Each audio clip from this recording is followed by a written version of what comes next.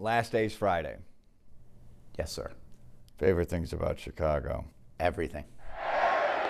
Great sports town, great people town, great cultural town. Native Bostonian, worked in New York, Washington, New Orleans, now Chicago. Who's got the most corruption? New Orleans and Chicago both have lack of integrity of government in places. I think what I would say to you in Chicago, since I've been here, I think the city is sick of it.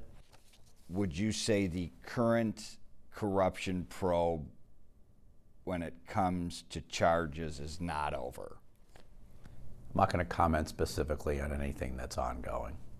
What I will say to you is we are very busy and will continue to be very busy.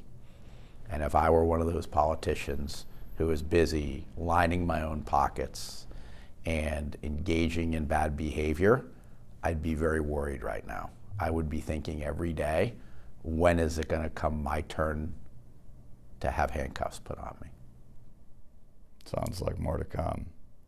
I know I can't ask things case specific, but if you were to have a politician, a power broker who wore a wire and hasn't been seen for months, sources have said he's getting federal protection. We should move on from that one. So we will. On Chicago violence, there are 115,000 self-admitted street gang members in the city of Chicago. That is an astronomical number. The partnerships in the Chicagoland area committed to keeping people safe are second to none anywhere in the country. Yet some would say you have a state's attorney who has made a key priority bond reform, and in some cases, some might say decriminalizing crime.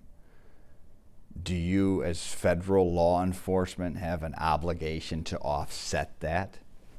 So I'm not going to comment on what would be political positions of different folks in this community. My job as a federal agent is to ensure that we are giving this city the best we can when it comes to investigating the people that we are capable of mitigating. Which he's done. His expertise mapped Al-Qaeda after 9/11. So the lessons of 9/11 were lack of communication and lack of partnership. Everything we do in 2019 is as a team. And he supervised the manhunt for the Tsarnaev brothers after the Boston Marathon bombings. Now, one of his high-profile cases. Can we ask about Jesse Smollett case? No, well, you're not going to get anything. Your top boss, top, President of the United States, often targets Chicago in tweets. Does that frustrate you? No, I'm not going to answer that one. No answer. No. As for his successor, Emerson Bowie, the incoming special agent in charge of the Chicago offices and a Chicago native.